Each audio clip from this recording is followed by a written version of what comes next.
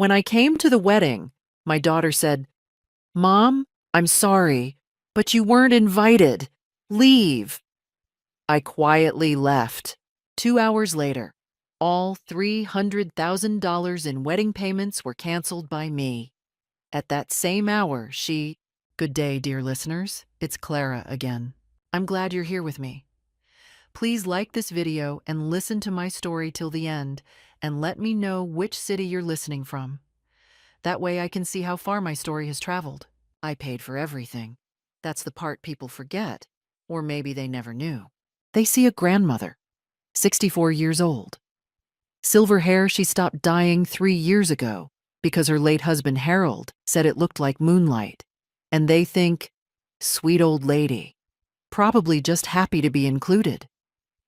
They don't see the woman who built a catering company from a single food truck in 1987, who put 2 children through college without a cent of debt, who wrote checks without flinching because she believed, genuinely, deeply believed, that money spent on family was never wasted, ever. My name is Margaret Ellen Caldwell.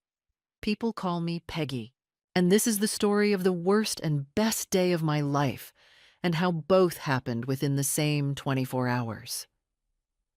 My daughter is Claire. She's 31, beautiful in that sharp-edged way that photographs well, but sometimes cuts in person. I was proud of her. I am still proud of certain versions of her. The girl who stayed up reading, the teenager who cried at the end of To Kill a Mockingbird, the young woman who called me every Sunday morning from her college dorm. Somewhere along the way, that girl had been replaced by someone I didn't fully recognize. I told myself it was stress. I told myself it was the wedding planning. I told myself a lot of things. The man she was marrying was Derek Holt, 35, real estate developer, the kind of man who fills a room with his voice but not necessarily with substance. I tried to like him. I sat across from him at dinner tables and asked him questions and listened to his answers and smiled. But there was something in the way he looked at my daughter, not with adoration, but with ownership, that made the back of my neck go cold. The warning signs had been there for nearly a year. It started small. Claire stopped asking my opinion on things, then stopped mentioning things at all. When I called, our conversations shrank from an hour to 20 minutes to a brisk 10. She forgot my birthday in March. Not a card, not a text, nothing. When I mentioned it gently, she said she'd been overwhelmed with the venue deposits. I let it go. Then came the Easter Sunday when I drove 40 minutes to her apartment and found no one home, despite the confirmed plans. She texted 2 hours later. "Something came up, sorry, Mom." Derek's name was not mentioned, but I noticed she'd posted a brunch photo with him on Instagram that same afternoon. The engagement had been announced in November. By December, Claire had begun forwarding me invoices. The venue, $78,000. A converted vineyard in Napa Valley that Derek had insisted upon. The catering, $52,000, not my company, a firm Derek's family used. The flowers, $18,000. The photography, $14,000. The band, the dress, the rehearsal dinner, the honeymoon hotel block, the favors, the lighting installation that Claire described as just little fairy lights, Mom, but which turned out to involve a specialized crew from Los Angeles. It all added up. I tracked every payment in a spreadsheet. By the time the last invoice cleared, I had spent $312,000. I didn't do it for Derek. I want to be honest about that. I did it because I loved Claire, and because Harold would have done the same, and because somewhere in the back of my mind, I believed that this kind of generosity was also a kind of bond, a thread between a mother and a daughter that couldn't be cut. I was wrong about that last part. The wedding was on a Saturday in June. I wore a pale blue dress, the one Claire had approved in a photo 3 months earlier. I had my hair done in the morning. I drove to the vineyard alone because my son Thomas, Claire's younger brother, had not been invited. a fact that had already caused its own quiet devastation, which I had swallowed. I arrived at 2 in the afternoon, 90 minutes before the ceremony. The vineyard was stunning, I'll give it that. The fairy lights were strung between old oak trees, and the late afternoon sun was already finding angles through the leaves that made everything look like a painting. Guests were arriving in clusters, women in pastels, men in linen. I didn't recognize most of them. I smiled at people who didn't smile back because they didn't know who I was. I found Claire near the bridal suite, a converted barn at the far end of the property. She was in her dress.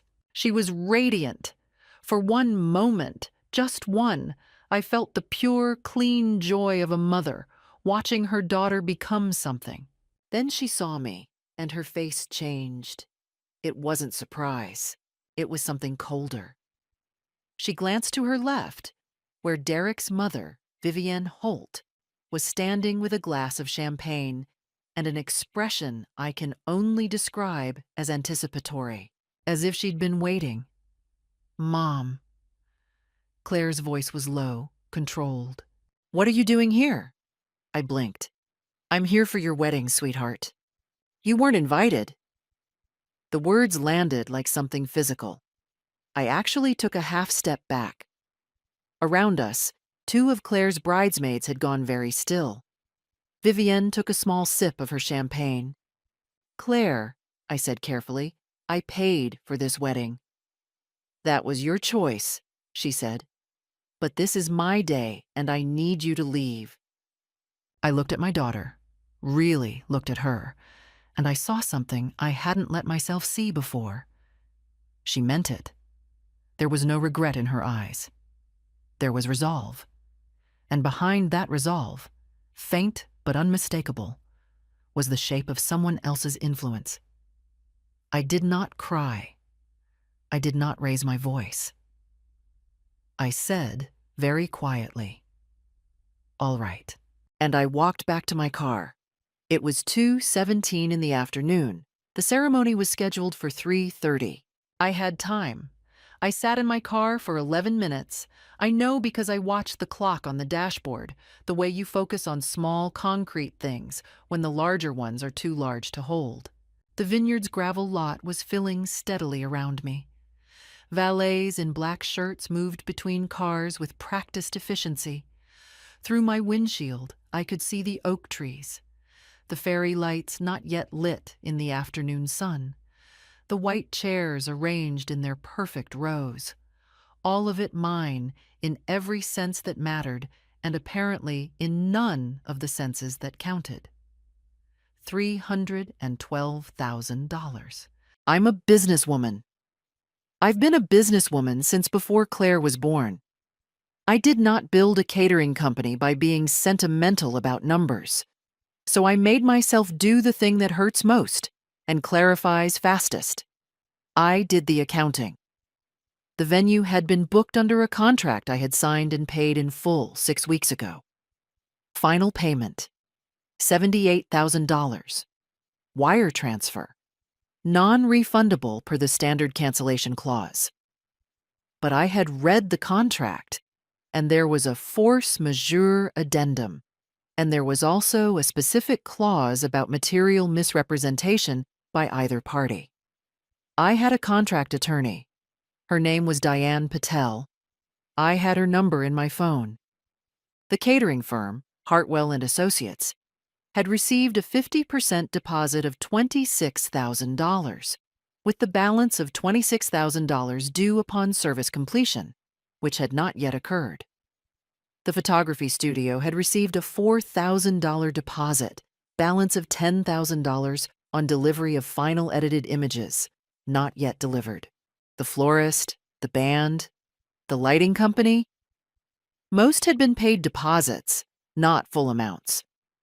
I opened my phone's calculator and began making notes in my voice memo app. Something I've done for 30 years when I need to think out loud. My voice was steady. I was surprised by that, the total I could potentially recover if I moved quickly and correctly, somewhere between $180,000 and $220,000. not all of it. The venue deposit was almost certainly gone. Some of the smaller vendors were paid in full, but a significant portion was still recoverable if I acted before services were rendered, if I acted now. And here is where the fear came in, because the fear always comes. That is not weakness. That is biology. My hands were cold on the steering wheel. I thought about Claire in her dress, the way she'd looked for 1 second before her face changed. I thought about Harold, who had been gone for 6 years, who would have known what to do, because Harold always knew what to do. And I felt the specific grief of having no one to call who loved me the way he had. But then I thought about Vivian Holt and her champagne glass and her anticipatory expression, and something in me went very quiet and very clear. This had been planned. That was what the quiet clarity told me. Claire's exclusion of me had not been an impulse, a bridezilla moment, a stress response. It had been organized. Vivienne had been standing there, ready, calm, almost satisfied. She had known I was coming. She had known what Claire was going to say. She had expected me to walk away, quietly, hurt, too proud to cause a scene. And then the wedding would proceed, paid for by me, celebrated without me. And that would simply be the new order of things. I was 64 years old and I had been managed. Was I going to accept that? I already knew the answer. I had known it, I think, in the 11 seconds after Claire spoke and before I replied. The all right I had said hadn't been surrender. It had been the sound of a door closing so that another one could open. I called Diane Patel at 2:24 p.m. She answered on the third ring, slightly puzzled. It was a Saturday. I spoke for 4 minutes, giving her the facts in the order they mattered. The contracts, the payment amounts, the dates, the situation. Diane was quiet while I spoke, then asked 2 sharp questions. I answered both. "I'll need the contract documents," she said. "I'm emailing them right now." I had them in a folder I'd labeled Wedding. Financial on my phone's cloud drive, organized by vendor, because that is the kind of woman I am. "Give me an hour," she said. "You have 40 minutes," I said. "The ceremony starts at 3:30. I want to begin cancellations before the vows." There was a pause. "Peggy," Diane said, and her voice had a careful note in it. "Are you sure about this? Once we start—" "I'm sure," I said. "I'm very sure." I hung up and began going through the folder. Each contract, each receipt, each wire confirmation. The paper trail of a year's worth of love that had apparently been one-sided. The amounts felt different now. Not generous. Confiscated. While I waited for Diane's callback, I did one more thing. I called Thomas. He answered immediately because Thomas always answers immediately when I call, which is something I had apparently taken for granted. "Mom? What's wrong?" "I'm in the parking lot at the vineyard," I said. "Your sister just told me I'm not welcome at her wedding." The silence on his end lasted exactly 4 seconds. "Tell me everything," he said. So I did. And while I talked, the sun moved in the sky over Napa Valley, and somewhere beyond the oak trees, guests were settling into white chairs, and a wedding was about to begin. Without me, for now. Diane called back in 38 minutes. She had reviewed 4 of the 7 contracts. "The catering balance is your cleanest shot," she said. "They haven't begun service yet. Setup was scheduled for 2 o'clock, but the contract specifies service commencement as the point at which the balance becomes non-refundable. I'd argue setup alone doesn't constitute commencement. That's $26,000. What else? The photography studio. The $10,000 balance isn't due until image delivery, so that's simply a matter of notifying them you're withdrawing from the contract. They keep the deposit. You owe nothing further. The lighting company, similar structure, balance on completion. That's another $9,500 you don't have to pay. The band? 50% paid, 50% on performance. Same logic. Don't pay the balance. That's $7,000. We went through the rest. When she finished, the recoverable or preventable amount was $187,000. The venue deposit was gone. I had accepted that. Several smaller vendors had been paid in full, but nearly 60% of what I'd spent could still be addressed. Send the cancellation notices, I said. All of them, simultaneously. Peggy, you understand that this stops the wedding in practical terms. The band won't play. The caterers will. I understand what it does, I said. Send them. I need you to confirm that in writing. Email me from your registered address right now, so we have a timestamp. I typed the email in 60 seconds and sent it. The timestamp read 3:04 p.m. The ceremony was scheduled to begin in 26 minutes. I should tell you what happened next in that parking lot, because I want you to understand that I was not enjoying any of this. I sat with my phone in my lap, and I felt the weight of what I was doing. A wedding was a day that only happens once. I knew that. I had had my own 40 years ago in a small church in Ohio with carnations and a cake that leaned slightly to the left, and it had been the most important day of my life.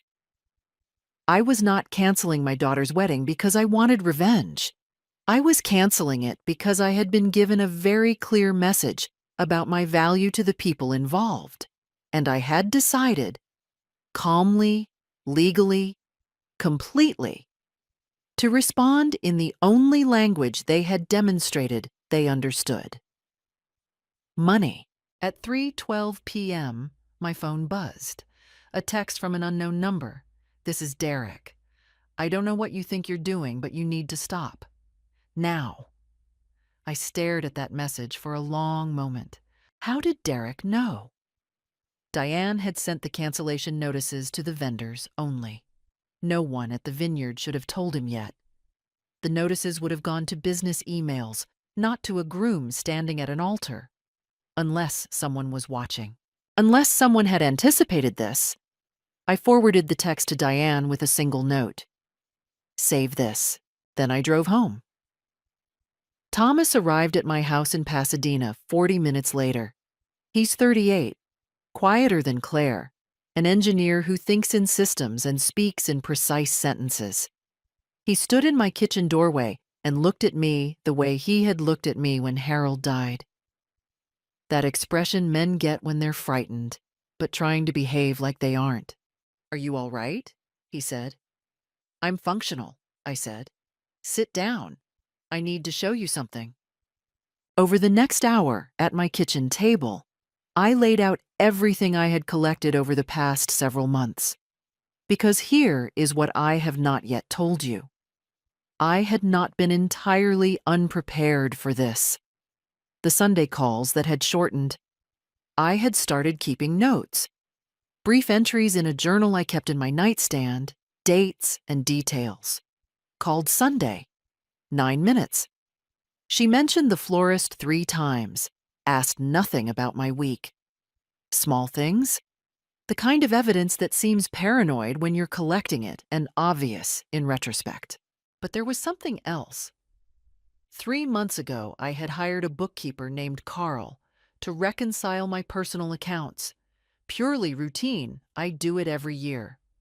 Carl was thorough, and in being thorough, he had found something.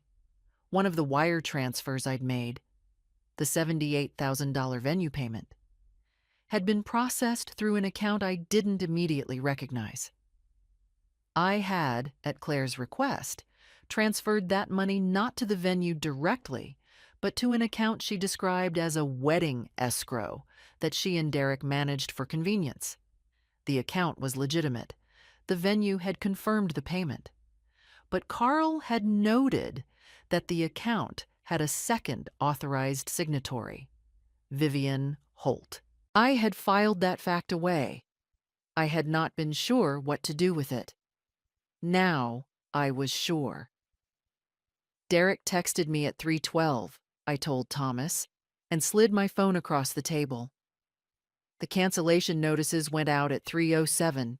He knew in 5 minutes. That means someone at one of those vendor companies contacted him directly, or someone was monitoring for exactly this kind of action. Thomas read the text. His jaw tightened. "Mom," he said slowly, "the venue account. You said Vivienne was a signatory." "Yes." "Has any of that $78,000 been moved?" I looked at him. Then I called Carl. Carl called back in 20 minutes. The venue had confirmed the full payment was held correctly, but he had found something else while he was looking.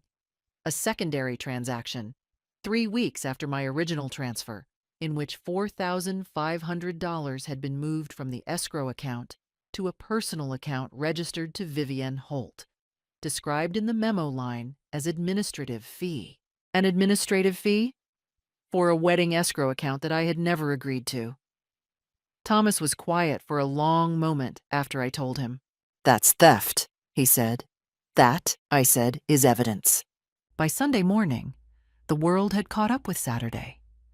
I had slept, not well, but enough, in my own bed in Pasadena, with the windows open and the ceiling fan turning slowly, and the particular silence of a house that has held grief and come through it. I have lived alone since Harold died. I have learned that solitude and loneliness are not the same thing, that the first is a condition and the second is a choice. That night, for the first time in months, the house felt like mine again. Diane called at 8. The catering company confirmed they halted service at approximately 3:45 when they received the notice, she said. The band is cooperating. The lighting crew left before setup was completed. The photography studio acknowledged the cancellation. The venue situation is more complex. I'm drafting a demand letter citing the unauthorized escrow transaction as grounds for partial recovery. It won't be quick, but it's a legitimate argument. The $4,500 transfer to Vivienne? I've referred that to a colleague who handles civil fraud. Depending on how cooperative the bank is, we may be able to file within the week. I thanked her and went to make coffee. Thomas called at 9. "Claire has been calling me since last night," he said. I haven't answered. "You don't have to protect me from whatever she's saying," I told him. "I'm not protecting you," he said. "I'm just not answering." At 11, my phone began in earnest. First was a call from a number I didn't recognize that turned out to be Derek, calling from a different phone. Apparently, he had anticipated I might block the first one. I let it go to voicemail. The message was 40 seconds of controlled anger dressed as concern. "Peggy, this is Derek. I think there's been a serious misunderstanding, and I'd like to speak with you directly. What happened yesterday was—" I deleted it without finishing.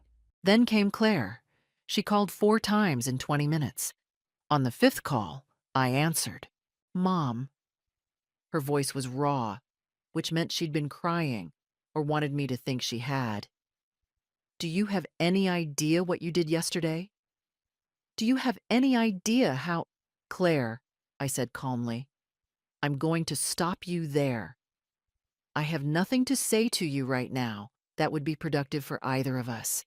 If you'd like to have a real conversation, I am available, but not today. You ruined my wedding." "You uninvited me from my own wedding," I said. "The one I paid for." "It was my wedding." "Which I paid for," I said again, the same tone, the same pace. $312,000. Silence. "When you're ready to have an honest conversation," I said, "you know where I live." And I ended the call. That was when Vivienne arrived. I heard the car in my driveway before I heard the doorbell. A large SUV, the particular crunch of tires on my pebbled path. I looked through the front window and saw Vivienne Holt getting out of a silver Range Rover, followed by Derek, followed by a man in a dark jacket who I would later learn was a lawyer. I opened the door before they could ring the bell. "Vivienne," I said pleasantly. "Derek, I see you've brought help." The lawyer, he introduced himself as Paul Shearing, family law and civil litigation, began to speak first in the measured tone of a man who considers himself the most reasonable person in any room. The substance of his message was this: what I had done constituted intentional interference with a contractual event, potentially actionable as tortious interference. The emotional distress caused to the wedding party could be the basis of a civil claim, and he strongly advised me to cease all legal actions and return, or guarantee the return, of the wedding funds to allow the couple to rebook at a later date. I let him finish. Then I said, "Are you aware that your client's mother transferred $4,500 from a wedding escrow account she had no legitimate claim to?" The silence was immediate and complete. Vivienne's expression did not change. She was too practiced for that. But something behind her eyes shifted, a tiny recalibration. Derek looked at her sideways. Paul Shearing looked at his shoes for half a second, which told me everything. He knew, or he suspected. Either way, he had not been prepared for me to say it out loud on a Sunday morning in my doorway. "I think," I said, "that if Mr. Shearing files anything on your behalf, my attorney will file a response that includes the bank records from that escrow account. I look forward to discovery." They left. Not quickly, not with dignity entirely intact, but they left. Derek's hand on Vivienne's arm as they walked back to the car, heads close together. The quiet, urgent conversation of people rethinking their position. I closed my door and stood in my hallway for a moment. My heart was beating harder than I would have liked. That was all right. Hearts are allowed to beat hard when you have just faced 3 people down on your own front porch. I called Thomas and told him what had happened. "Mom," he said, with something that was almost but not quite a laugh, "you just told a lawyer to bring it." "I told a lawyer the truth," I said. "That's not the same thing." That week, I gave myself 3 days of deliberate quiet. I walked in the rose garden behind my house. I called my old friend Rosemary in Portland and talked for 2 hours about nothing related to weddings. I ate good food and read 3 chapters a night of a novel I'd been putting off for a year. I was not hiding. I was storing energy, the way you do before a long, necessary effort. The call came on a Wednesday. I was in my kitchen, making tea, when my phone showed Claire's name. I considered letting it ring, then picked up. Not from weakness, but from strategy. Know your opponent. Never stop listening. "Mom," Claire said, and her voice was different this time, softer, almost tentative. "Derek and I have been talking. We both think we got off on the wrong foot with everything, and we'd really love to start over. The 3 of us, the 4 of us with Vivienne, we'd love to take you to dinner." I poured my tea. "That's kind of you," I said, in the neutral tone I'd learned from years of negotiations with vendors who thought charm was a form of currency. "We were thinking somewhere nice, wherever you'd like." "Mom, we're family. Whatever happened at the wedding, it was a terrible miscommunication. Everyone was stressed." "Claire," I said, "was I or was I not told to leave my daughter's wedding?" A pause. It was yes, but there were reasons, and I think if we sat down. "Were those reasons connected to your mother-in-law having access to the escrow account through which my money moved?" The pause this time was longer. "I don't know what you're talking about," Claire said carefully. She did. I could hear it in the specific quality of that carefulness. The same voice she'd used at 16 when she knew exactly what she'd done, but was testing whether I could prove it. "I'm not going to dinner," I said pleasantly, "but thank you." "Mom?" "Goodbye, Claire." I stood at my kitchen window and watched a hummingbird visit the feeder I'd hung for Harold 12 years ago and continued to fill out of habit and affection. The bird hovered, drank, departed, clean and purposeful. That was what I wanted to be. Clean and purposeful. The dinner invitation was bait. I understood the shape of it. A reconciliation meal at which I would be made to feel guilty, isolated, perhaps confused about my own memories of what had happened, and would ultimately be maneuvered toward withdrawing the legal actions and restoring the financial situation to one favorable to them. It was the oldest script in the family conflict playbook. It required the target to be hungry for peace and afraid of permanence. I was neither, but I was also not invulnerable. That week had shown me where the soft places were. The moments of silence in my house in the evenings, the hours after 10 when Harold's absence was most specific and most loud.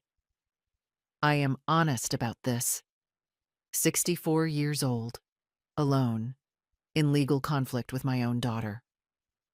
I was not a woman without fear. I was simply a woman who had decided not to be ruled by it. So I did what I have always done when I need to not disappear into myself. I reached outward. I called Rosemary again, and this time told her everything. Rosemary is 71 and has survived a divorce, a bankruptcy, and a son's estrangement. And she has the calm of someone who has stood on the far side of several catastrophes. "Peggy," she said, when I'd finished, "do you know what I think?" "Tell me." "I think you already know exactly what to do. I think you've known since you were sitting in that parking lot. I think you're calling me because you want someone to tell you you're not wrong." I laughed, which surprised me. "Am I?" "You are not wrong," she said firmly.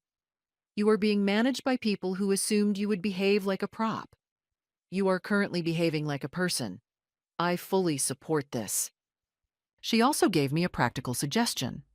A therapist she trusted.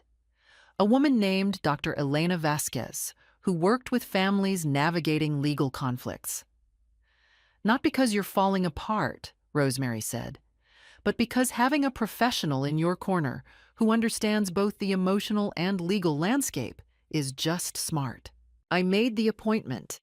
Dr. Vasquez and I met for the first time that Thursday in her office in Santa Monica, which had large windows and a particular quality of late afternoon light that made everything feel slightly more manageable. She was in her 50s, warm but precise, and she said something in that first session that stayed with me. "The question," she said, "isn't whether your daughter loves you. The question is whether the people around her have created conditions in which that love can reach you." I thought about that for a long time afterward. I also, that week, reached out to two other people. One was my college friend Judith, who had been through her own version of financial exploitation by an in-law. She had useful, specific perspective. The other was an acquaintance from my business network, a woman named Sandra Park, who ran a nonprofit supporting seniors in financial abuse situations. I hadn't thought of my situation in those terms. Sandra quietly suggested I might consider it. "Not all financial abuse looks like someone stealing from an elderly widow," she said. "Some of it looks like a daughter forwarding invoices." I went home that night and sat with that sentence for a very long time. They came to the house on a Saturday. I had not invited them. I had not expected them, though perhaps I should have. The dinner invitation had been refused, which in the logic of people like Derek and Vivian simply meant the next move was required. A week had passed since the wedding. The legal wheels were turning. Diane had filed the initial demand letter to the venue regarding the escrow irregularity. Paul Shearing had gone quiet, which meant he was either consulting or regrouping. I was in the garden when I heard the gate. Claire came through first, in a sundress, carrying a canvas bag that I recognized. I'd given it to her 2 Christmases ago. A small, calculated detail. Arrive carrying the mother's gift. Behind her came Derek, then Vivienne. Then, to my surprise, a young woman I didn't recognize who hung back near the gate with the quiet posture of someone who had been brought as a witness or an audience. "Mom," Claire said, and her voice had a practiced warmth that I recognized from business meetings, the warmth of a person who has rehearsed sincerity. "I hope it's okay that we came.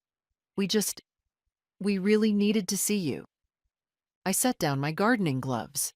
"Come inside," I said, because I was not going to have this conversation in my garden where the neighbors could hear, and because a kitchen table gives everyone a defined position. We sat. I offered water. Only Claire accepted. Vivienne spoke first, which was not an accident. She had the composed, measured delivery of a woman accustomed to controlling rooms. She was 67, impeccably dressed even for a Saturday visit to a garden, and she projected the particular authority of someone who had never in her life been told she was wrong without consequence. "Peggy," she said, "I want to say something directly. I know there's been some confusion around the escrow account. A wire was processed incorrectly. My own administrative assistant made an error, and it was always our intention to correct it. I'm sorry it became a source of tension." An administrative assistant. The account she personally held signatory rights to. The $4,500 moved to her personal account, described as a fee. An error. "That's interesting," I said. "I'll share that explanation with my attorney." Vivienne smiled. It did not reach her eyes. "I was hoping we could resolve this within the family. These legal processes, they're damaging for everyone. They take time. They cost money.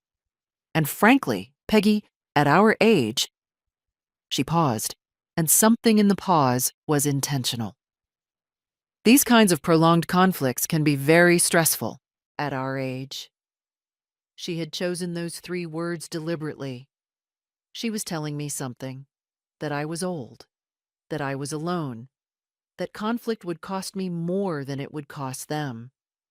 She was also subtly suggesting that I was not entirely stable, that a woman of a certain age who canceled her daughter's wedding and filed legal actions might be seen as erratic, might be seen as someone whose judgment was compromised. I felt a cold thread of fear move through me, and then, behind the fear, something harder. "Derek," I said, turning to him directly, "did you know that $4,500 was moved from the escrow account?" Derek looked at Vivienne for a fraction of a second. Too short for him to catch. Not too short for me. "I had nothing to do with the account management," he said. "That's not what I asked." He met my eyes. "No," he said. He was lying. I couldn't prove it in that moment, but I knew it the way you know certain things after 64 years of watching people. The answer was too fast, too clean. "Mom?" Claire said, leaning forward, her voice urgent and slightly trembling, in a way that I recognized as genuine. She was not entirely performing. She was also frightened, which meant she was caught between things I couldn't fully see. "Please, we can fix this. The wedding can be rescheduled. Derek and we can have a real conversation about everything. But we need you to stop the legal process. It's making everything worse." "What would fixing it look like?" I asked. "You withdraw the legal actions," Vivienne said before Claire could answer. "We resolve the escrow question privately. The wedding is rescheduled, this time with your involvement. We move forward." With your involvement. As if my being at my own daughter's wedding were a concession. "And the $4,500? I asked. "Will be returned to you," Vivienne said smoothly. "In exchange for signing a release of all further claims?" The silence that followed was 1 second too long. There it was. They wanted me to take $4,500 and sign away the right to pursue anything further. They wanted me to resolve privately what should be resolved legally. They wanted me to disappear back into the role of the generous grandmother who wrote checks and asked nothing. And in exchange, they were offering me a seat at a rescheduled wedding and the return of a fraction of what had already been taken. I stood up. "I appreciate you coming," I said. "I'll have my attorney respond." Derek's politeness evaporated first. "Peggy, you're being unreasonable. You're going to destroy your relationship with your daughter over—" "You destroyed that relationship," I said very quietly, "on a Saturday afternoon in June, in a vineyard I paid for, when you let my daughter tell me to leave." "You don't know what you're talking about," Vivienne said. And there it was. The mask, as I'd been told it would come. Not violent, not loud, but absolute. The expression of someone who has never been effectively refused. "I know exactly what I'm talking about," I said. "Please leave my house." They left. This time not in the measured, strategic retreat of the Sunday porch visit. This time in the quiet, tight fury of people who had played their best card and been declined. I stood in my kitchen after the door closed and felt my hands shaking. Just slightly. Just enough to know the fear was real and not nothing. But it was the kind of fear that doesn't slow you down. It was the kind that reminds you of what is at stake. I stood there and let it move through me, and then I picked up the phone and called Diane. "They came in person," I said. "They asked me to sign a release." "Tell me everything," Diane said. I did. The deposition was scheduled for a Tuesday morning in late July. It had taken 5 weeks to get there. 5 weeks of document requests, bank subpoenas, and the slow, methodical work of Diane's civil litigation colleague, a man named Robert Chu, who spoke in understatements but moved with precision. The fraud claim regarding the $4,500 transfer had expanded in scope as the bank records came in. What had appeared to be a single unauthorized transaction had turned out to have a more complex architecture. The escrow account Claire had asked me to wire the venue payment to had been opened specifically for the wedding. That was true. What was also true was that Vivienne Holt had been added as a co-signatory not for convenience, but at the explicit written request of Derek Holt, a request documented in the account opening paperwork. Furthermore, in the 3-month period between my transfer and the wedding, 2 additional transactions had moved money out of the escrow account. The $4,500 to Vivienne's personal account, and a second transaction of $11,200 to an LLC registered in Nevada under a name that required 2 more weeks of research to trace back to Derek. $15,700 taken from my money, used before the wedding had even occurred. The venue had been paid correctly. The full $78,000 had reached them. But the money had flowed through an account that had been treated by Derek and Vivienne as a resource they could dip into along the way. I want to be precise about what this was and was not. The venue was paid. The wedding would have happened as planned, and I would presumably never have known about the diversions. This was not a scheme to steal the entire sum. It was something more practiced and more contemptible. It was the assumption that a little could be taken, quietly, because I was the kind of woman who would not look closely enough or would not know what to do if she did. That assumption was the most expensive mistake they had made. The deposition took place in Robert Chu's conference room, a clean, spare room on the 12th floor of a building in downtown Los Angeles. Vivienne arrived with Paul Shearing. Derek arrived separately, which I noted with interest. Separate counsel. The first sign of alignment beginning to fracture. Claire was not there. I had been informed she had submitted a written statement instead. I thought about that on the drive downtown. Claire, absent from the room where the consequences of her choices were being examined. Whether that was strategy or shame or something I didn't yet have a name for, I could not say. Robert Chu began with Vivian. She was composed. She had been prepared. Her account of the escrow arrangement was fluent. A matter of convenience, a standard practice for managing wedding finances. The $4,500 a reimbursement for time spent coordinating vendors. A legitimate administrative service for which she had neglected, she acknowledged, to produce a formal invoice. A correctable oversight. Robert let her finish, then set 3 documents on the table. The first was the account opening paperwork showing Derek's written request to add Vivian as co-signatory. The second was an email exchange between Derek and Vivian, recovered from the account documentation, in which he had written, "Take the fee now, before the final vendor invoice is clear. Less visible that way." The third was the corporate filing for the Nevada LLC, showing Derek as sole director. Vivian looked at the documents. For the first time in all the weeks I had been dealing with these people, she had nothing ready. "Mrs. Holt," Robert said, "would you characterize the phrase 'less visible that way' as consistent with a standard administrative arrangement?" Paul Shearing put his hand on Vivian's arm.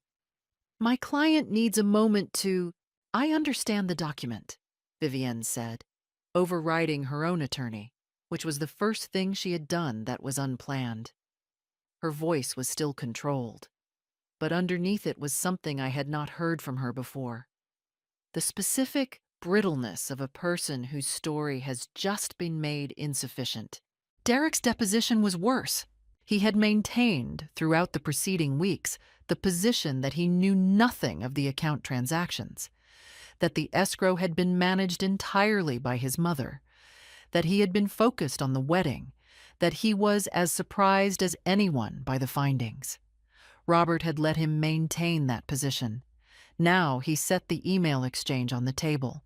Derek looked at it. Then he looked at Paul Shearing. "I'd like to take a break," he said. "Of course," Robert said. "We'll reconvene in 15 minutes." I was sitting across the conference table, and I watched Derek Holt stand up, and I saw, very clearly in that moment, the structure of what had been built and what was now collapsing. He had thought of me as a resource. His mother had thought of me as a resource. They had looked at a generous woman who loved her daughter and seen not a person, but a mechanism, a reliable source of funds with insufficient oversight. They had planned around that assessment with confidence and, I think, with genuine surprise that it had proved wrong. In the break, I went to the window and looked out at Los Angeles and thought about Harold and about Claire and about the hummingbird at the feeder and about the fact that I had spent a year's worth of love in $312,000 and received, as its return, a parking lot and an instruction to leave. Then I thought about what came next. When we reconvened, Derek's attorney made a statement. Derek would be amending his previous account. He and his attorney needed additional time to review the documents. This was legal language for, "The story is changing." Vivian said nothing more that session. She sat with a stillness that was no longer composed. It was frozen. I sat quietly through all of it. I did not perform satisfaction. I did not look at them with triumph. I looked at the table and at Robert's documents, and at the evidence arranged with such care on that clean surface, and I felt something I had not felt in 2 months.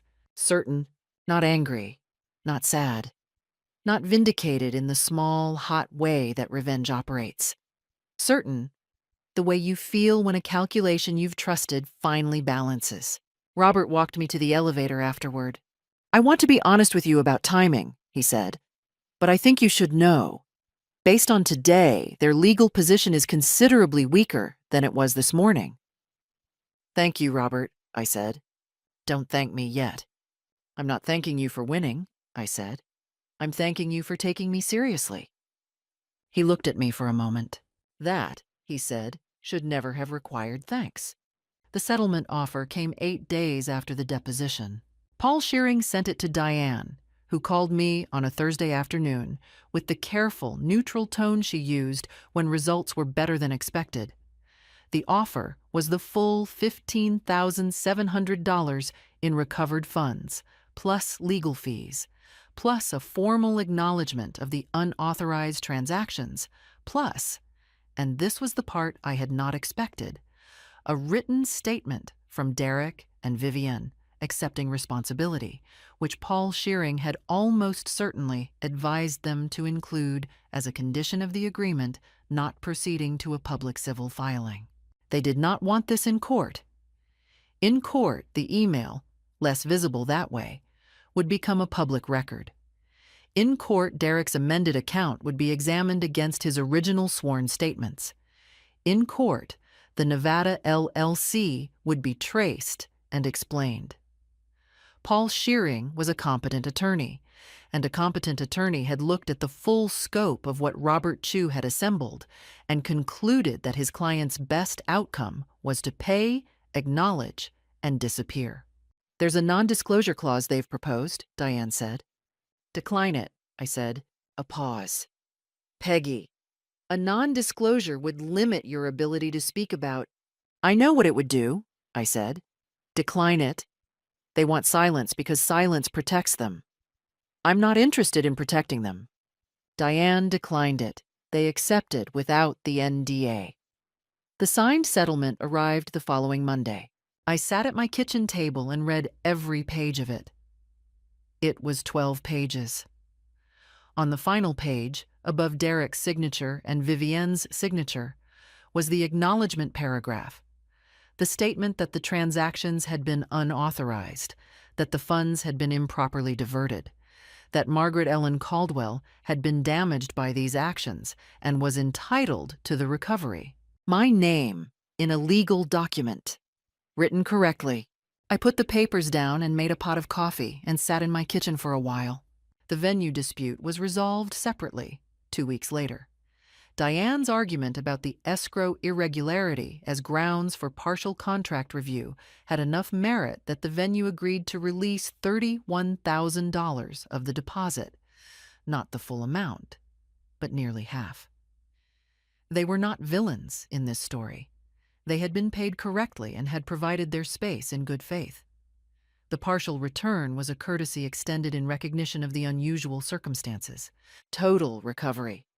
The $15,700 settlement, plus the $31,000 venue partial return, plus the $52,500 in services that had been canceled before completion. Combined with the photography, band, and lighting balances, I had simply declined to pay $147,200 returned or protected from a total outlay of $312,000. Not everything, but nearly half. And more importantly, the acknowledgement, the document, the signatures. I had received the concession I had not sought but had needed. Proof that I had not been wrong about what I'd seen. The divorce proceedings began 6 weeks later. Derek filed, I learned this through Thomas, who had maintained careful peripheral awareness of the situation, citing irreconcilable differences. The Nevada LLC became a point of contention in the asset division. Whatever Claire had known or not known about Derek's financial arrangements, she was now living in the aftermath of them. She had retained her own attorney. I did not speak to Claire for 4 months after the wedding. That silence was not punishment. It was space. The kind of space that certain things need before they can be said honestly. When she finally called, it was on a Thursday evening in October, and her voice had a quality I recognized from when she was 7 and had broken something accidentally. Not the performance of remorse, but the real thing. "Mom," she said, "I didn't know about the money." "I believe you," I said. And I did. Not because I was naive, but because I had thought about it carefully and concluded that Claire had been manipulated by Derek and Vivienne in ways that intersected with, but were not entirely the same as what they had done to me. "I knew you weren't invited," she said. "That was my choice. A terrible choice. I let Derek and his mother convince me that—" She stopped. "It doesn't matter what I was convinced of. I did it." "Yes," I said, "you did. I'm sorry, Mom." We talked for 2 hours. I did not forgive her completely in that conversation. Complete forgiveness is not a single moment. It's a long project. But we began. That was enough for October. Thomas came for Thanksgiving. I cooked. The house was warm and the table was full, and I thought about Harold the way I always do at that table, gratefully, mostly, and thought about the year that had passed with something that was neither triumph nor grief, but something steadier than both. Justice, maybe. The particular satisfaction of having been tested and having met the test honestly. By the following spring, my life had changed in ways I was not sorry about. I returned to work. Not out of necessity, but because the legal process had reminded me I was still sharp. I became a consultant for a catering industry association, advising on contracts and vendor relationships. Hard-won knowledge, put to use. I also joined the advisory board of Sandra Parks' nonprofit supporting seniors in financial abuse situations. Their work was practical and real, educating families, providing free consultations to people who didn't know they had options. I had options because I had resources. Most people don't. Rosemary came to visit in April. We planted tomatoes and argued about basil, and the whole visit was so ordinary and warm that I thought about it for weeks. The specific happiness of the uncomplicated. Claire and I rebuilt slowly, which is the only honest way. Dinner once a month. She told me she had been, in her own words, too grateful to ask questions. I didn't absolve her, but I understood her better. Thomas remained reliable as ever. Third Sunday of every month, easy conversation that required no performance from either of us. As for Derek and Vivienne, the Nevada LLC became a serious problem in the divorce proceedings. 2 of Derek's real estate clients did not renew. A third cited concerns about due diligence. Vivienne sold the Range Rover. I felt no satisfaction in their suffering, only in the operation of consequence. I had simply declined to erase the record of what they had done, and that record had traveled at its own pace. That is different from revenge. That is justice at its quietest. The hummingbirds came back to the feeder in March. I stood at the window and thought about Harold and Claire and the parking lot in Napa Valley and the woman I was still becoming. 65 years old, silver hair that looks like moonlight, a life considerably larger than the one they had tried to leave me with. My tomatoes came in beautifully that summer. So that is the story of the day I was told to leave and everything that followed. What I learned: generosity given without discernment is not love. It is a vulnerability. Your value is not measured by how much you give, but by how you respond when that giving is taken for granted. What would you have done in that parking lot? I'd genuinely like to know. Leave your answer in the comments. And if this story stayed with you, share it with someone who needs to hear it. Thank you, truly, for listening. My husband secretly withdrew all $340,000 from our joint account and flew to Europe on the first flight. When he landed, he was immediately arrested. He called me in panic. "What have you done?" I just smiled. What I had actually done. Good day, dear listeners. It's Clara again. I'm glad you're here with me. Please like this video and listen to my story till the end, and let me know which city you're listening from. That way I can see how far my story has traveled. My name is Margaret Ellen Caldwell, and I was 67 years old when my husband of 41 years tried to steal everything I had ever worked for. People always said we made a beautiful couple, Ronald and Margaret. Ronnie and Maggie. Our wedding photograph still hung in the hallway of our home in Asheville, North Carolina. Me in my mother's lace dress. Him with that wide, easy grin that had once made me feel like the luckiest woman in any room. We had built a life together, a real one, with rough patches and quiet stretches, and Sunday mornings over coffee, and the slow accumulation of trust that comes from 4 decades of choosing each other over and over again. Or so I believed. We had retired in the same year, 2019, which in hindsight felt like a mistake. When you stop working, you stop having a reason to be apart. You see each other in full daylight, without the flattering blur of routine. I noticed things I hadn't noticed before, or perhaps had simply chosen not to. Ronald had developed a habit of stepping outside to take phone calls. He would lower his voice near doorways. He had bought a second cell phone, which he explained was for business, though he had no business anymore. He had begun locking his study, a room that had never had a lock on it in 30 years. I told myself these were the adjustments of a restless man. Ronald had always needed projects, always needed something to organize and manage. I thought he was perhaps planning a surprise, an anniversary trip maybe, since our 42nd was approaching. I am not a suspicious woman by nature. I am practical. I am patient. These qualities served me well as a nurse practitioner for 35 years, and they served me poorly in the months before everything fell apart. The first real signal came on a Thursday afternoon in February 2022. I had come home early from my book club because Sandra Whitfield had made her shrimp dip again, and I am allergic to shellfish.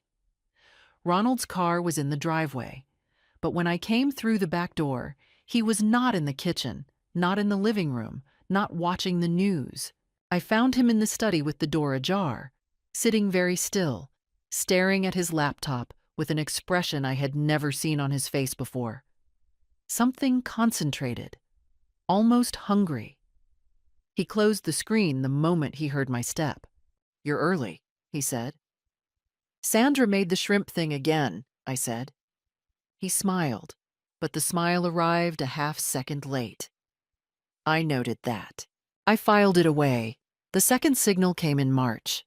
Our joint savings account, the one we had built together over 30 years, the one that held what we called our forever money, the emergency fund and retirement cushion that we had agreed would never be touched without a conversation, showed an unusual transaction.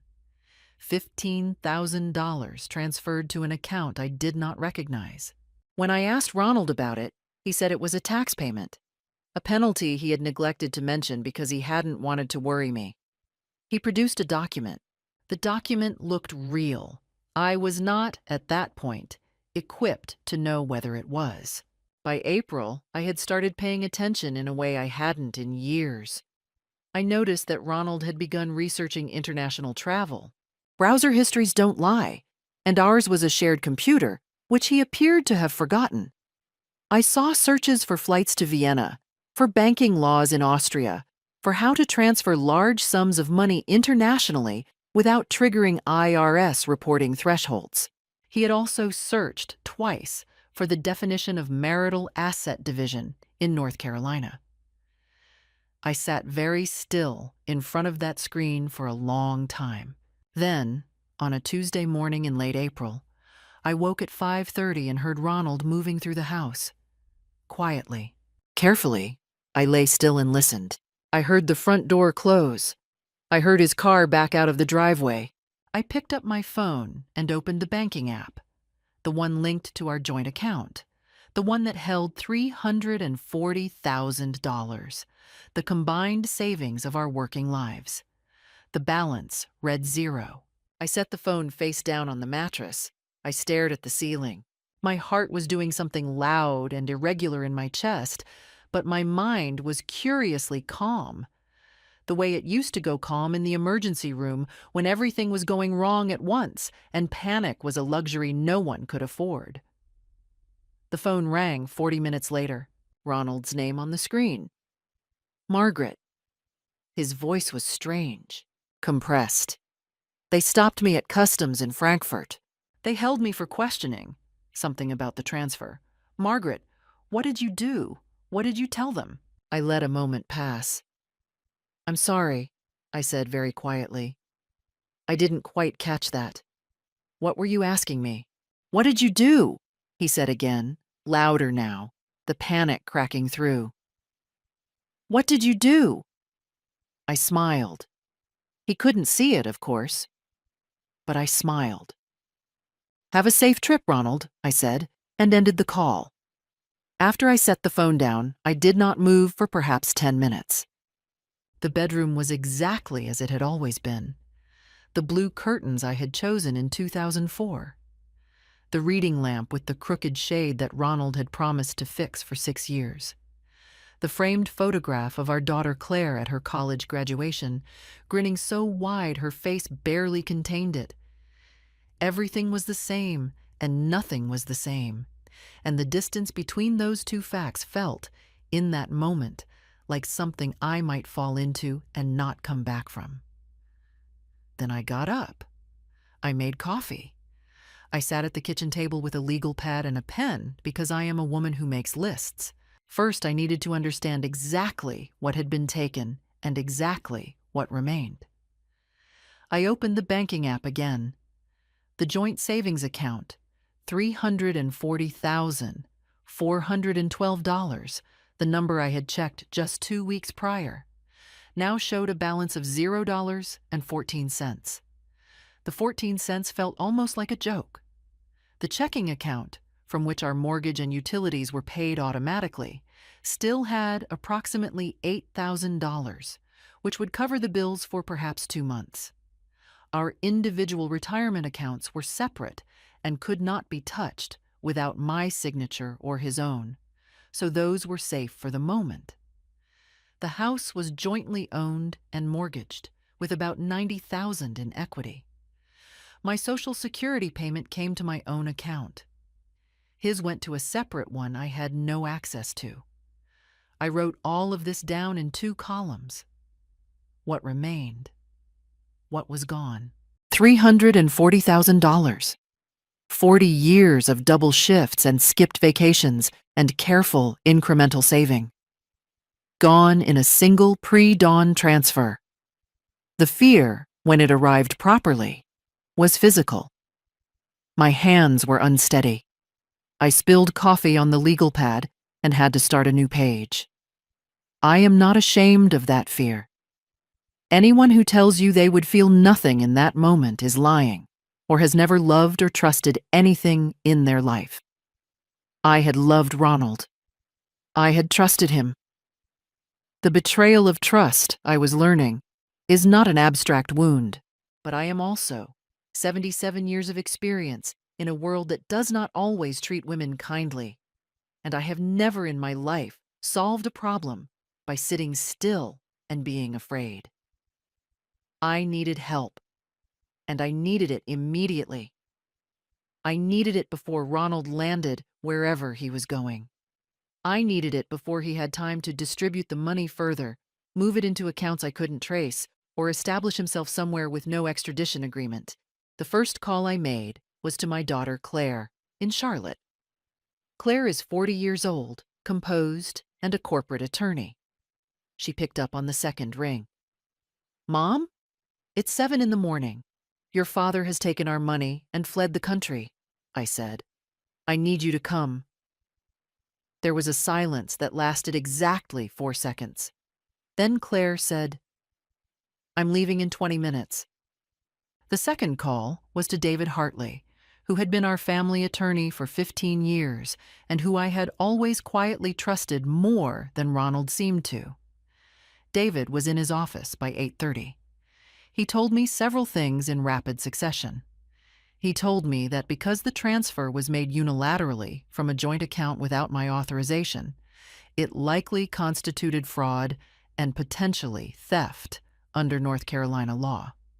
He told me that if Ronald had crossed an international border with documented intent to remove marital assets, there were federal implications. He told me that the first thing I needed to do was file a report, both with our bank and with law enforcement, and to do so immediately before Ronald had time to establish any legal foothold abroad. "How quickly did this happen?" David asked. "The transfer appears to have gone through between 4 and 5 this morning," I said. "He landed in Frankfurt. He was stopped at customs. He called me from the airport." David was quiet for a moment. "Who stopped him at customs, Margaret?" I hesitated. "I did," I said. "Or rather, I set the process in motion some weeks ago when I first understood what he was planning. Because here is what I had actually done in those careful, quiet weeks between April and this Tuesday morning. Here is the plan that had been waiting, patient and precise, like a document filed in the right drawer. I had not been passive. I had been methodical. I had contacted our bank 6 weeks prior and requested that any single transfer over $50,000 from our joint account trigger a secondary verification, a phone call to both account holders. Ronald, believing I was comfortably oblivious, had not noticed this flag on the account. When his transfer went through in the early hours of Tuesday morning, the bank's automatic system had attempted to reach me. I had been awake. I had confirmed that I had not authorized the transaction and that I believed it to be fraudulent. The bank had flagged the transfer for review, not blocking it entirely, which I had been advised they could not do immediately, but alerting the relevant authorities to a potentially suspicious international movement of funds. And 3 weeks before that, I had filed a quiet, formal report with our local police department and with the FBI's Financial Crimes Unit. Not as an accusation, not yet, but as documentation. A record that I had concerns. A timestamp. Ronald had landed in Frankfurt and walked into a customs process that was already waiting for him. He had thought I was a woman who didn't notice things. He had been wrong about that for 41 years. Claire arrived at the house before noon. She came through the front door the way she always had since she was a teenager, without knocking, because this was still her home, too. And she set her bag down in the hallway and looked at me for a long moment before she said anything. "You don't look like someone whose life just fell apart," she said. "I've been working on that," I said. We sat at the kitchen table, the same table where I had made my list that morning, and I showed her everything. The banking records, the browser history I had photographed with my phone weeks earlier, the printout of the international transfer, the file I had quietly assembled over the preceding 6 weeks, the document that showed the earlier $15,000 transfer, the receipts I had found and photographed in Ronald's study while he slept, the notes from my conversation with David Hartley, the copy of the police report I had filed on March 28th. Claire is not an emotional woman in professional situations. It is something I gave her, or perhaps something she learned from watching me. She went through every page methodically, making small notations in the margins of her own legal pad. And when she was finished, she looked up and said, "Mom, this is a complete case." "I know," I said. "He didn't know any of this existed." "No," I said. "He thought I was making coffee and watching my programs." What I had not yet told Claire, what I had told no one, was the piece of evidence that had arrived 4 days earlier and which had moved everything from suspicion into certainty. The piece that had transformed my careful, precautionary documentation into something with a name and a shape and a face. 3 weeks prior, I had hired a private investigator. His name was Robert Finch, a retired Charlotte detective, referred to me by David Hartley, who described him as thorough and discreet. I had not told Ronald. I had paid Robert Finch from my personal account, a small inheritance account that had always been solely in my name, that Ronald did not monitor and perhaps did not remember. 4 days ago, Robert Finch had delivered his report. Ronald was not acting alone. He had been in a relationship, a sustained, deliberate, 2-year relationship, with a woman named Diane Everett, 52 years old, originally from Atlanta, currently residing in Vienna, Austria. Diane Everett had been, until recently, a financial advisor. She had worked briefly in a consulting capacity with a small investment firm that Ronald had used in 2019. That was, as near as Robert Finch could determine, when they had met. The money Ronald had taken from our account had already been partially wired in smaller increments to an account associated with Diane Everett's name over the preceding 6 months. The $15,000 in March had been one such payment. There were others, smaller, scattered, designed to stay below reporting thresholds. Robert Finch had documented 8 separate transactions over 14 months. Ronald had not simply decided one morning to take the money and run. He had been planning this for at least 2 years. Diane Everett had been helping him plan it. That was the point of no return. Not the empty account. Not the phone call from Frankfurt. The report from Robert Finch, sitting in a manila envelope on my kitchen table, that told me my husband had looked at me every day for 2 years and decided, calmly and deliberately, that I was an obstacle to be managed and eventually discarded. I showed Claire the report. She read it without speaking. When she finished, she closed the folder and placed her hands flat on the table in a gesture I recognized. It was mine, a thing I did when I was controlling something very large and very cold. "He has a woman in Vienna," she said. "Yes. He was moving money to her for over a year. At minimum, and she has a financial background, which is why the transactions were structured the way they were," I said. "She knew what she was doing." Claire was quiet for a moment. Then, "Does Diane Everett know that Dad is currently being held for questioning in Frankfurt?" "She does not," I said. "But she will very soon, and when she does, we need to be ready." Because it had occurred to me, sitting in my kitchen at 7 in the morning with my coffee and my legal pad, that Ronald was only one part of the problem. Diane Everett was a woman who had helped plan the financial dismantlement of my marriage. She was sitting in Vienna, waiting for money that was no longer going to arrive. And when she realized that the plan had failed, when she realized that I had not been the passive, oblivious woman they had both counted on, she would not simply sit quietly and accept defeat. She would act, and I needed to be several steps ahead of her when she did. David Hartley filed the emergency motion on Wednesday morning. The motion requested a temporary restraining order on all marital assets, the house, the remaining checking account balance, and crucially, the international transfer itself, which had not yet fully cleared through the receiving Austrian bank due to the fraud flag. The North Carolina court granted the TRO by Thursday afternoon. David called me from his car, his voice carrying that specific, restrained satisfaction that good attorneys allow themselves in private. "The transfer is frozen," he said. "Not recovered yet.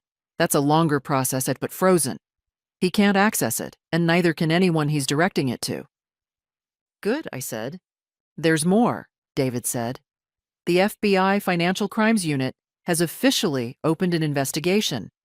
Based on the interstate fraud component and the international wire transfer, this is federal, Margaret. This is not a small thing." I thanked him and sat down. The house was quiet. Claire had returned to Charlotte the night before, but she was handling the civil side of things from her office: the divorce filing, the asset documentation, the preservation orders. My role, for the moment, was to hold still and let the machinery I had set in motion do what machinery is designed to do. But holding still was not what Ronald's associates had in mind.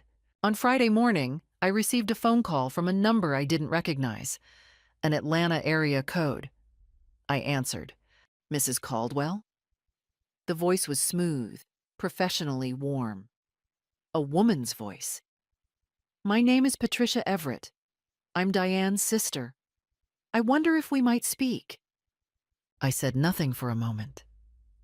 Patricia Everett, Diane's sister, calling me directly 2 days after her sister's partner had been detained at a European airport. "Speak about what?" I said. "About this situation," she said.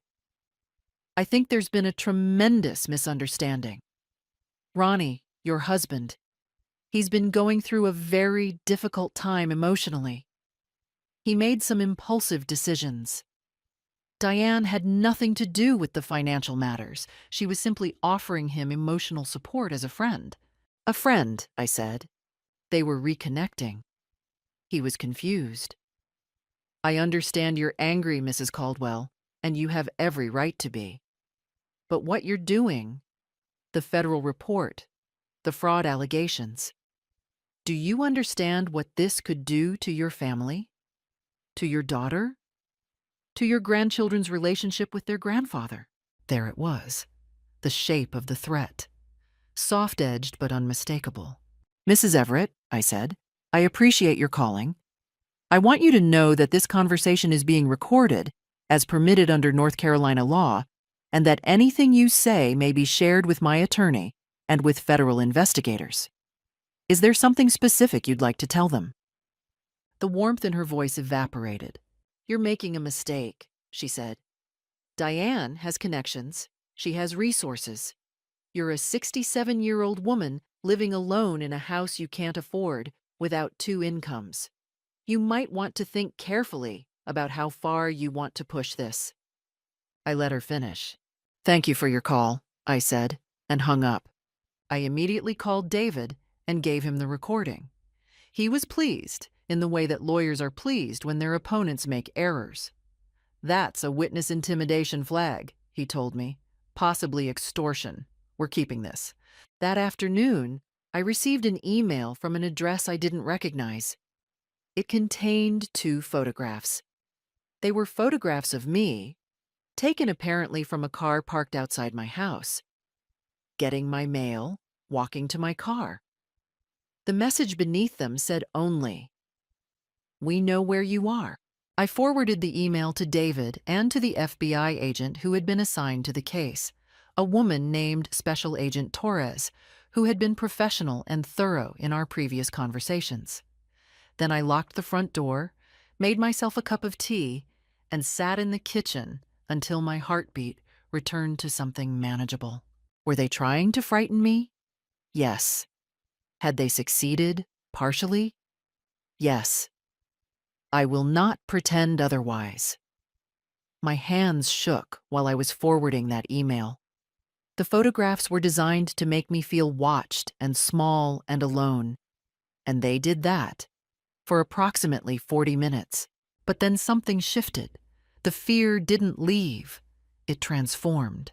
It compressed into something harder and more useful. I called Claire. I told her about the phone call and the email. "Mom," she said carefully, "do you want me to come?" "No," I said. "I want you to add this to the file." That weekend, I allowed myself to rest. Properly, deliberately, the way a woman rests who knows she is not finished. I took long walks in the neighborhood. I called my friend Louise, who had known me since 1989 and who made me laugh about things that were genuinely not funny. I slept. I ate real meals. I let the legal process move without my hands on it for 3 days. The antagonists had shown me who they were, and they had made, in that showing, 2 significant errors. They had created new evidence, and they had underestimated how many times I had already refused to be frightened into silence. The following week arrived like the week after a storm, quieter than expected, but not quite still. On Monday, I received a different kind of contact. Not threatening this time. Ronald himself, from what appeared to be a different phone number, he had clearly acquired a new one since his original was likely being monitored, sent me a text message. "Maggie, I know you're angry. I deserve that. but there's a way to handle this that doesn't destroy both of us. Call me." I read it twice. Then I set the phone on the counter and finished washing the dishes. The message was calibrated. It used my nickname, the one only he used, the one that carried 41 years of morning coffee and shared history. It acknowledged wrongdoing without specifying it. It suggested a mutual solution while carefully framing my legal actions as mutually destructive rather than as a response to his fraud. It was, I recognized, a negotiation opening, dressed in the language of reconciliation. Ronald had always been a good negotiator. It was something I had admired in him for years, his ability to reframe a situation until you were arguing on his terms without realizing you'd moved. I had watched him do it in business, in neighborhood disputes with contractors. He had probably assumed he could do it with me. Perhaps he had done it with me before, in smaller ways, over 40 years. Perhaps I had been negotiated out of noticing things I should have noticed. That thought was not a comfortable one, and I held it for a moment before setting it aside. There was no productive use for it right now. I did not call him. On Tuesday, a bouquet of flowers arrived at the front door.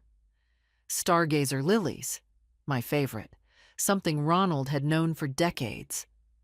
The card said only, "Please talk to me." I put the flowers in a vase because I like flowers, and there was no reason to waste them, and I did not call him. On Wednesday, he tried a different approach. His brother Gary called me. Gary Caldwell is 70 years old, a retired contractor from Tennessee, and a man I had genuinely liked for most of my adult life. He was uncomfortable on the phone in a way that told me he had been asked to make this call, and was not entirely at peace with having agreed. "Maggie," Gary said, "I'm not going to pretend I know everything that's happened, but Ronnie's in a bad situation and he's asking me to ask you, is there any room for talking before this goes further?" "Gary," I said gently, "do you know what he did?" A pause. "He told me there was a money dispute. He took $340,000 from our joint account at 4 in the morning and flew to Europe with it," I said. "He had been transferring smaller amounts to his companion for over a year. This is not a dispute. This is a federal investigation." Another pause, longer this time. "Lord," Gary said quietly, "I have a great deal of respect for you," I said. "But I need you to understand that I am not going to stop what I've started. And I think if you know your brother, you already understand why." Gary said, after a moment, "I'm sorry, Maggie. I'm genuinely sorry." And I believed him. I did not allow any of these approaches to move me. Not the nickname in the text. Not the lilies. Not Gary's genuine discomfort. Each one was a test, and I recognized them as tests, and I let them pass. But I will tell you something honestly. Cold resolve is not the same as not feeling anything. There were moments in those quiet evenings in the house that suddenly felt very large, when I felt the pull of the version of this story where I picked up the phone, where I said, "Tell me what you need to say," where I let the familiar voice offer me a way out of the loneliness that had moved in without my permission. I did not pick up the phone, but I understood the temptation precisely, and I thought it important not to pretend otherwise. What helped me most in that week was not my own resolve. It was other people. My friend Louise came on Thursday and stayed through the weekend. Louise had been through her own divorce 12 years prior. Not as dramatic, not involving federal agents, but a betrayal nonetheless. And she had the specific understanding that comes only from having survived something. She did not tell me to be strong. She brought wine and a casserole and sat with me while I talked about things that weren't the case. My grandchildren, a book I was reading, the garden, which needed attention. On Friday, a former colleague from the hospital where I had worked. A nurse named Beverly, who I had mentored for years, called to check on me after Claire had quietly told a few trusted people what was happening. Beverly was practical and warm, and she made me feel, for the first time since Tuesday morning, that I was not alone in a large, quiet house. "You know what you're doing," Beverly told me. "You always knew what you were doing. That's why we always came to you first." I kept that close. They came on a Saturday afternoon, 11 days after Ronald's arrest at Frankfurt Airport. I say they because Diane Everett herself came to Asheville. I had been warned by Special Agent Torres that Diane had returned to the United States. Her Austrian visa situation had apparently become complicated by the federal investigation, and returning was paradoxically both her legal obligation and her strategic choice. She came with her sister Patricia, the one who had called me with the veiled threats, and she came, on that Saturday afternoon, to my front door. I had known they might come. I had prepared. I opened the door. Diane Everett was a handsome woman. I will say that honestly, because it matters to understand the full shape of a thing. She was 52, dark-haired, well-dressed in the careful way of someone who wants to be taken seriously. She looked at me with an expression that I can only describe as performed regret, the kind of remorse that has been rehearsed in front of a mirror until it looks genuine. "Mrs. Caldwell," she said, "thank you for seeing me." I had not technically agreed to see her. I had simply opened the door. There is a difference. "Come in," I said, because I wanted to hear what she had to say, and because I had already set my phone to record. They sat in the living room, the two of them on the sofa that Ronald and I had bought together in 2011. I sat across from them in the armchair. I offered nothing, no coffee, no small talk. Diane began. She expressed sorrow. She said she had never intended for things to go this far. She said that Ronald had told her I had been emotionally absent from the marriage for years, that he had felt unseen and unappreciated, that their connection had begun as nothing more than friendship. She presented herself as a woman who had been drawn into a situation she hadn't fully understood. I listened to all of this without expression. Then Patricia took over, and the register shifted. Patricia was the sharper of the two, the one who had made the threatening call, the one who understood that the soft approach had already failed. She talked about the scope of the federal investigation, about how a prolonged legal battle would cost me far more than I would recover, about how the stress of a trial would be genuinely dangerous for a woman your age. She talked about an offer, informal, not yet through attorneys, in which Diane and Ronald would return a negotiated portion of the transferred funds in exchange for my withdrawing the fraud allegations and agreeing to an uncontested divorce settlement. "What portion?" I asked. Patricia looked at Diane. 60%, she said.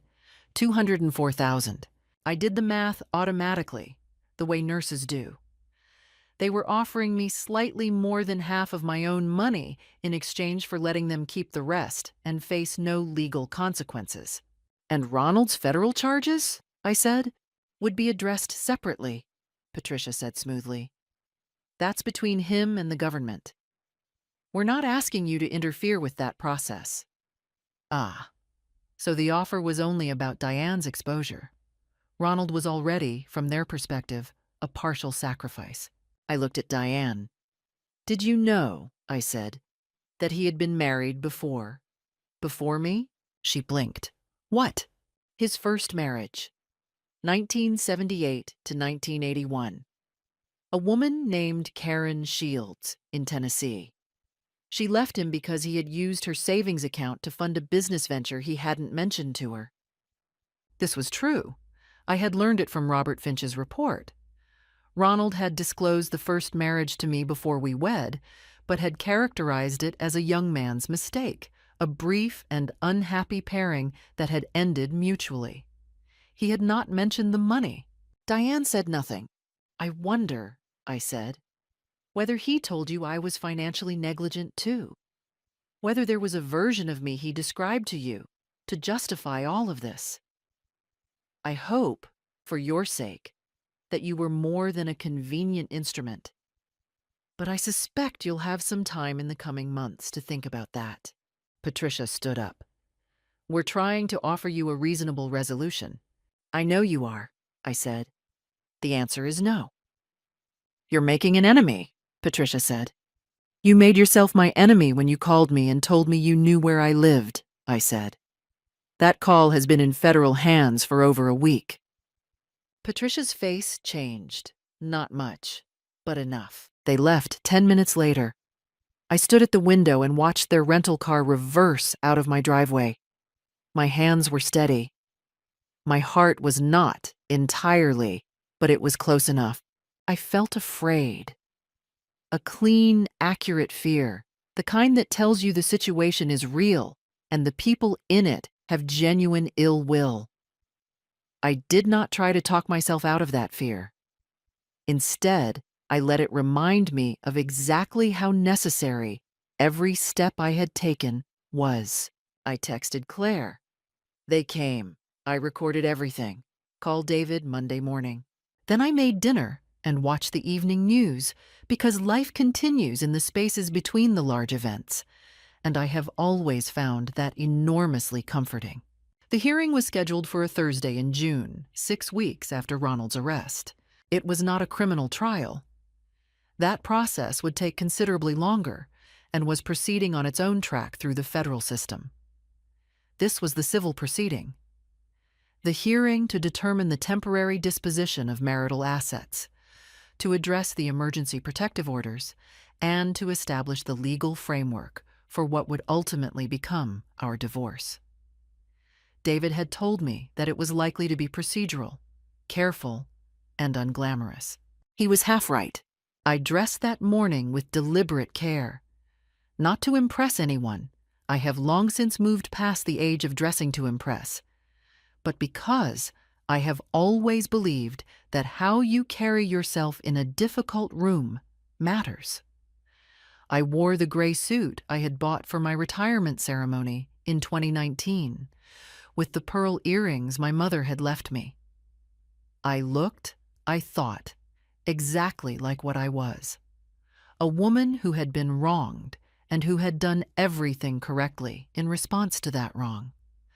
I wanted the room to see that at a glance before a single word was spoken. Claire picked me up at 7:30. We drove to the courthouse mostly in silence, the comfortable kind. She had her legal folder across her lap. I had my hands folded in mine. We had said everything that needed saying the night before, over takeout at her kitchen table. Every detail reviewed, every document cross-referenced, every possible argument from Sullivan anticipated and prepared for. There was nothing left to rehearse. The courtroom was smaller than I had expected, a county civil court, not a grand chamber.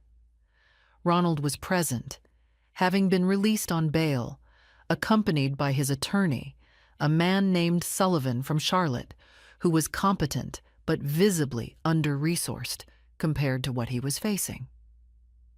Ronald looked diminished. He had lost weight. He was dressed carefully, but there was something around his eyes that had not been there before. A wariness, a calculation, the expression of a man who has realized that the situation he is in is more serious than he had initially assessed. Diane Everett was in the gallery. She had no legal standing in this civil proceeding, but she was permitted to attend as a member of the public. She sat in the third row. I noted her, and I noted her location, and I did not look at her again. David and Claire, who had filed to appear as co-counsel, given her direct knowledge of the documentation, were methodical. They entered the evidence piece by piece, the bank records showing the unauthorized transfer, the records of the preceding smaller transfers over 14 months. Robert Finch's investigative report, certified and notarized. The records of Ronald's prior financial misconduct in his first marriage, which had come to light through the federal discovery process and was now part of the record. The recorded phone call from Patricia Everett, the threatening email with photographs, the text messages from Ronald asking me to withdraw the complaint, the call from Gary, which I had not initially intended to use, but which David felt established the sustained nature of the pressure campaign. Ronald's attorney argued that the transfer had been a joint financial decision made during a period of marital discord, that Ronald had intended to establish funds for a future settlement, that my precautionary banking flag constituted a unilateral interference in marital finances. The judge, a woman in her late 50s, Judge Patricia Walcott, who had the face of someone who has heard everything and retained the capacity to be unimpressed by most of it, listened carefully. She asked precise questions. She was particularly interested in the timing of the transfer. 4:17 a.m., approximately 90 minutes before Ronald's international flight. "Mr. Sullivan," she said, "your client made a transfer of $340,000 from a joint account at 4 in the morning and then boarded a transatlantic flight. Help me understand the timeline here." Sullivan used the word unfortunate 3 times in his answer. I watched Judge Walcott's face while Sullivan spoke. She was not unkind, but she was not moved. She had the particular stillness of someone who has already identified where the logic fails and is waiting, with professional patience, for the argument to reach the point where it must acknowledge its own gap. I recognized that stillness. I had worn it myself across 35 years of clinical practice, in rooms where someone was telling me something that didn't quite add up medically. You wait. You let them finish. Then you ask the question that matters. She asked it. "Mr. Sullivan, can you point me to any documentation, any text message, email, written agreement, or witness testimony that supports your client's assertion that his wife was aware of and agreed to this transfer prior to its execution at 4:17 in the morning?" Sullivan paused. The pause was its own answer. "We are still in the process of gathering that documentation, Your Honor." Judge Walcott made a note and moved on. Then something happened that I had not anticipated. Ronald asked to speak. His attorney tried to dissuade him. I could see the hand on his arm, the low, urgent words. But Ronald shook him off with the slightly unhinged certainty of a man who believes that if he can just explain himself directly, everything will right itself. "I need to say something," Ronald said to the judge. "I want to say that my wife knew. She knew I was unhappy. She knew I was planning to leave. We had conversations about separating. The money was to be my portion of—" "Mr. Caldwell," Judge Walcott said, "she's been painting me as some kind of criminal, but this was—" "Mr. Caldwell." Her voice did not rise, but it stopped him completely. "You have counsel. Your counsel has presented your position. If you continue speaking without direction from me or your attorney, I will treat your statements as testimony and proceed accordingly. Do you understand?" Ronald looked at her, then at me. And here is the moment I will carry with me for the rest of my life, not with pleasure, but with the precision of someone who needs to remember things accurately.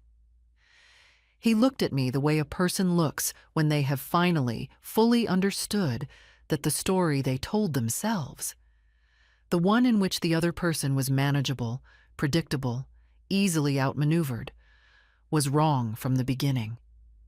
There was no anger in his face at that moment. There was something more honest than anger, the plain, unguarded shock of a man who had genuinely not known who he was married to. Then he looked at his hands, the expression on his face in that moment, the recognition that none of what he was about to say would reframe anything, that the room was not arranged in his favor, that the woman he had lived with for 41 years had built a wall around herself from his own actions. That expression was not something I had pleasure in seeing.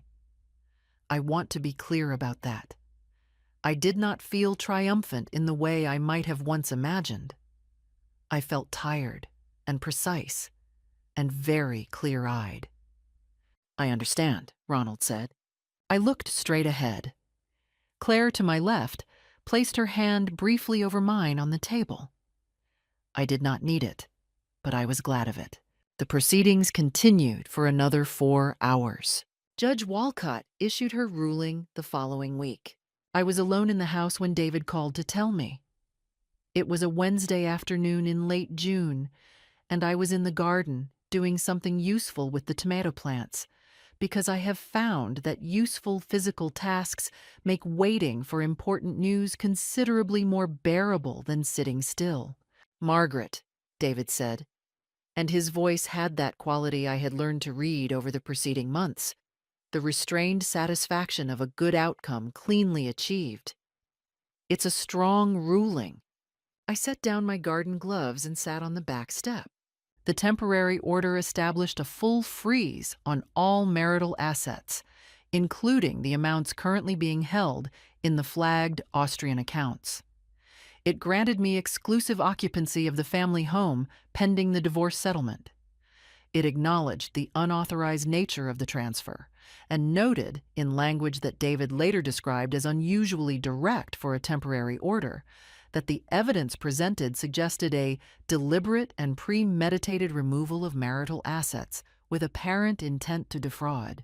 That phrase, deliberate and premeditated, would appear in several documents in the months that followed. David read the key provisions to me over the phone. With each paragraph, I felt the shape of the situation clarify further. The way a diagnosis clarifies when the test results finally confirm what the clinical picture has been suggesting all along. You already knew. Now you have the documentation to match the knowing. "Is there anything in the ruling that helps him?" I asked. "Very little," David said. Sullivan argued the joint decision framing to the end, but without any corroborating documentation, it held no weight.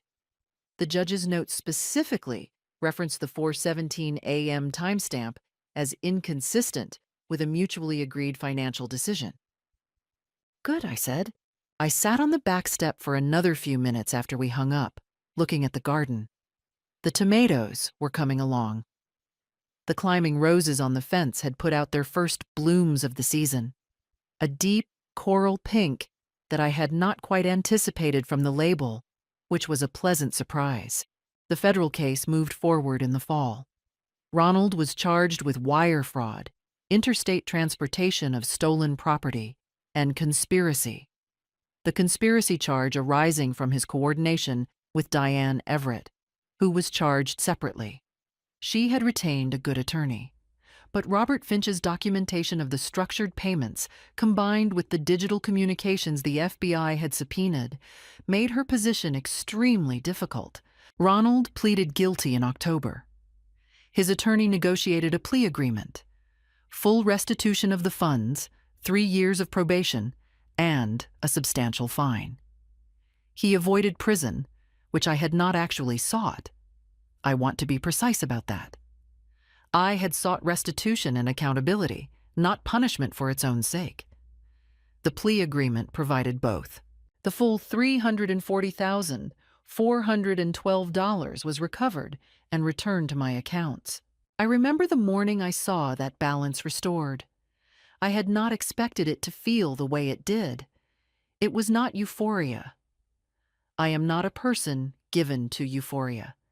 It was something quieter and more solid. The feeling of a wound that has properly closed, of a number on a page that means not just money, but the 40 years of work and discipline and deferred pleasures that the money represented. I looked at the balance for a long moment. Then I made my coffee and went to the garden. Diane Everett did not take a plea.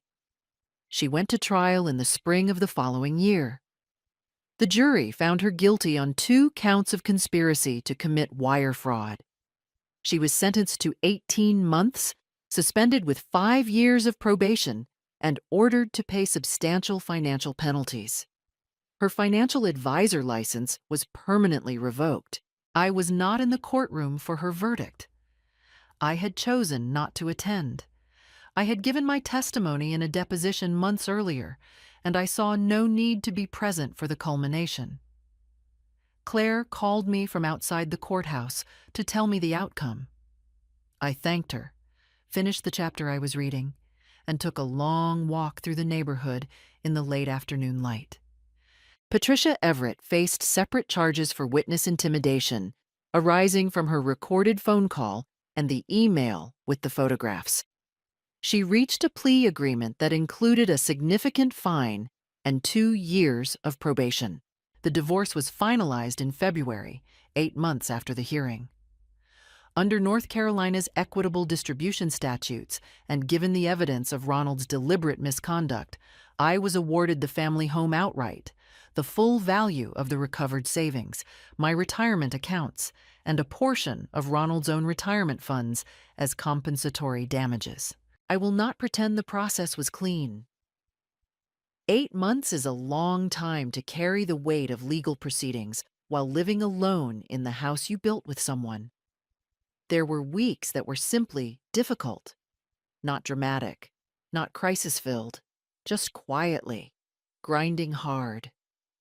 The paperwork, the phone calls, the evenings. But here is something I know and knew throughout. Every step of that process reflected a choice I had made deliberately, with full understanding, at a time when I could have chosen otherwise. I could have called Ronald back on that Tuesday morning. I could have accepted the 60% offer. I could have been the woman they expected me to be. I was not that woman. Standing in David Hartley's office on the day the divorce was finalized, signing the last page of the final document with a pen that ran slightly dry halfway through my signature, I felt something that I do not have a precise word for. Not joy, exactly. Not relief, exactly. Something older and quieter than either. The specific feeling of having carried something heavy across a long distance and being permitted, finally, to set it down. I drove home. I made coffee. I sat at the kitchen table with my legal pad, the same one from the morning everything fell apart, and I wrote at the top of a new page. What's next? That was 3 years ago now. I am 70 years old as I tell you this, and I am going to be direct with you. These have been 3 of the better years of my life. I stayed in the house. I had worried, in the early months, that the rooms would be full of the wrong kind of memory, that I would feel Ronald's absence as a wound rather than a relief. But what I found, to my genuine surprise, was that the house became more itself once it was only mine. I moved furniture. I repainted the study the color it should have always been. I planted a proper garden in the back. Tomatoes, herbs, climbing roses along the fence. By the second summer, it was beautiful. Claire visits often, sometimes with her husband Mark and my grandchildren, twin girls named Sophie and Rose, who are now 7 years old and who treat my garden as a personal adventure park. I have no objection to this. Last fall, Louise and I went to Portugal, Lisbon and Porto. 2 weeks, a trip I had wanted to take for 20 years. We ate extraordinary meals, walked until our feet ached, and stood one evening on a terrace above the Douro River, watching the light change on the water. I thought, I am here. I made it here. And no one is going to take this from me. I joined a community garden in Asheville, where I met a retired pharmacist named Howard who shares my opinion on most things horticultural and brings me heirloom tomato starts without being asked. We have had dinner twice. It is pleasant to find at 70 that you still have the capacity for pleasant surprises. And the others? Ronald Caldwell lives in a two-bedroom apartment in Knoxville. He completed his probation this year and departed the proceedings with considerably less than he had planned. Gary has sent me a Christmas card for the past 2 years, which I thought was decent of him. Diane Everett lost her license, her professional standing, and her reputation in the financial advisory community. She is living in Atlanta, working in an administrative capacity for a property management company. This is not a fate I celebrate with cruelty. It is simply what happens when a person of considerable ability applies that ability to dismantling someone else's life. Patricia Everett completed her probation and moved to Florida. I do not think about any of them very often. They occupy the correct amount of space in my life, which is very little. What I think about instead, the garden, my grandchildren. The trip to Greece Louise and I are planning for next spring. Howard and the Japanese maple his neighbor is giving away. The book on my nightstand that I do not want to rush. There is a quality to daily life that I had forgotten. The quality of small things belonging entirely to you. The freedom, which sounds grand but is actually very quiet, of mornings that are unambiguously your own. At 67, I had $340,000 stolen from me, and it was the worst thing that had happened in my life. It was also the thing that showed me, beyond all ambiguity, what I was made of. And what I found out about myself in that long, careful year was rather more impressive than I had previously known. I would not have chosen any of it, but I would not, for anything, trade who I am on the other side of it. Here is what I learned. Pay attention, not with suspicion, with clear eyes. The people who love us sometimes show us who they are in increments small enough to miss. And the most dangerous thing we can do is decide, in the name of love or comfort, or simply not wanting to know, that we did not see what we saw. Document everything. Not because you expect betrayal, but because documentation is the difference between having a story and having a case. What would you have done? I'd love to know your answer. Leave it in the comments. And if this story stayed with you, share it with someone who might need to hear it. Thank you for spending this time with me.